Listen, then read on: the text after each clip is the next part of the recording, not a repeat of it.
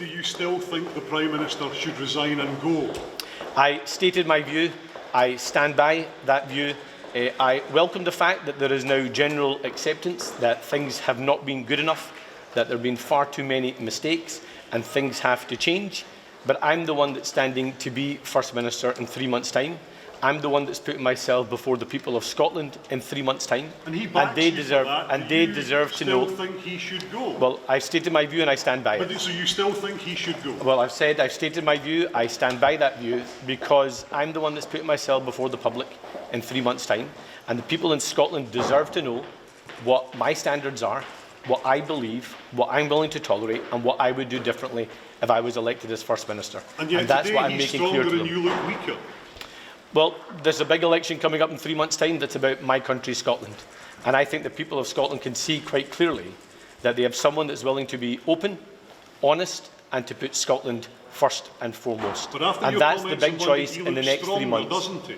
Well, they've accepted that there are many mistakes, that they have to correct those mistakes. I stand by my stated. I stand by and state my view. I'm the one that's seeking election in 3 months' time. I'm the one that recognises that this country can't afford a third decade of an SNP government. I've just talking about one issue, the Queen Elizabeth University Hospital. I could talk about the 10,000 homeless kids in our country.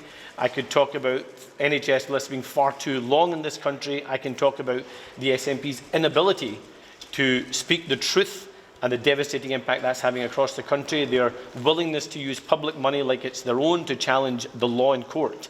People cannot tolerate a third decade of this SNP government, and that's why I'll come to you in a second, and that's why I'm absolutely determined to win this election in 3 months' time.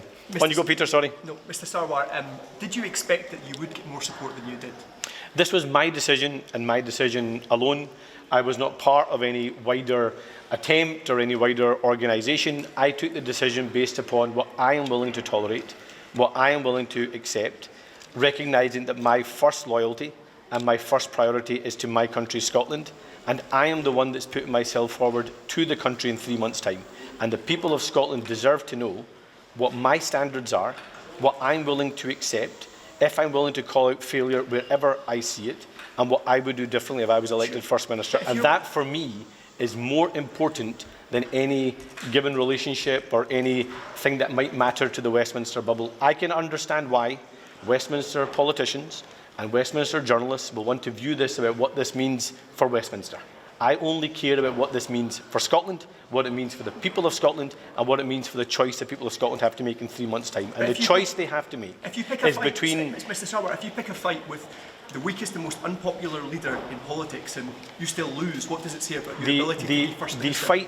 The only fight is the fight between me and John Swinney in the election in May. And in that fight, people have a clear choice.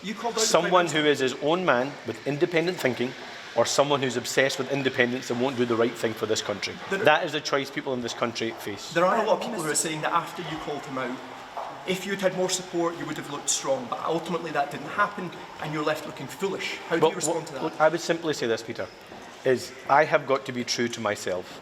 I am not going to say one thing in private and a different thing in public. I am the one that's standing in front of the people of Scotland in 3 months' time. I am the one that's putting myself forward to lead my country, Scotland. And I want to be very clear that my first priority and my first loyalty is to my country, Scotland. So and the people of this country deserve to know what is my standards, what am I willing to accept, what am I willing to tolerate, and what I will do differently. And I've made that very clear. Let me just take Catherine, and I'll come to you. Sorry, sorry. We'll get out of the Westminster bubble a little bit here. Obviously, the Prime Minister's been under pressure over Matthew Doyle at Prime Minister's Questions today. You say you're your own man, you make your own decisions, your own choices, which you would argue will be different from him. Why is it taking you until last night to suspend your MSP, Pam Duncan-Glancy, who has links to the same convicted paedophile as Matthew Doyle?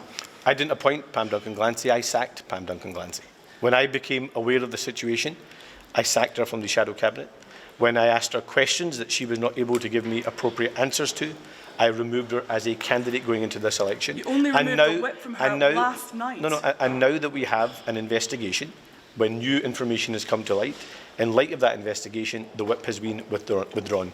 That is a clear, different approach and different stance that I take here in Scotland, because I am not willing to tolerate action like that.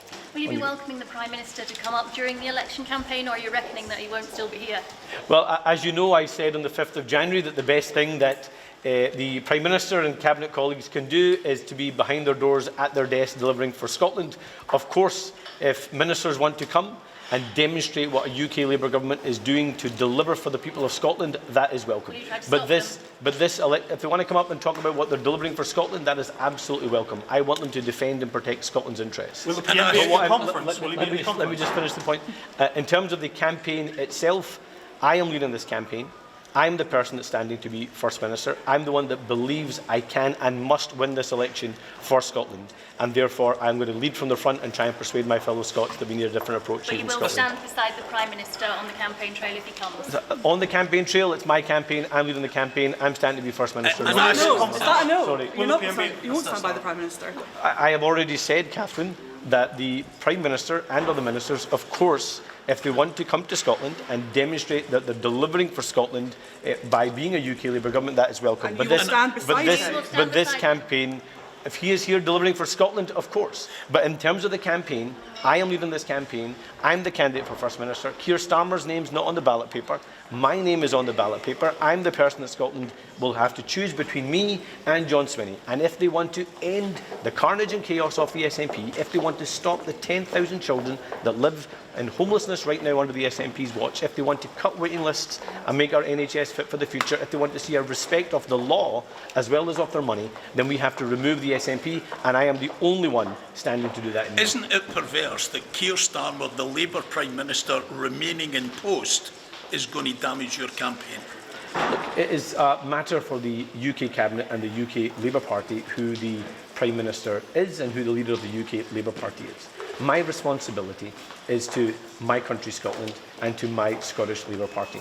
I am the one that's putting myself in front of the electorate. I think that's a really clear and important distinction here. I am the one that is standing in front of the people of Scotland in 3 months' time, asking for their support to be the First Minister of this great country. I am the one that's seeking their support to take our country in a different direction and to make sure our country is fit and prosperous for the future. So they have to know from me what is my values, what do I stand for, what am I willing to tolerate, what am I willing to accept, what my standards are, and what I would do differently. And I'm making that absolutely clear, and I'll continue to make that clear over the next 3 months so we can get rid of this rotten SNP government that's done so much damage to our country in the last few years. I'll be leading that conference as a candidate for First Minister. Thank you all so much for going into this really important debate.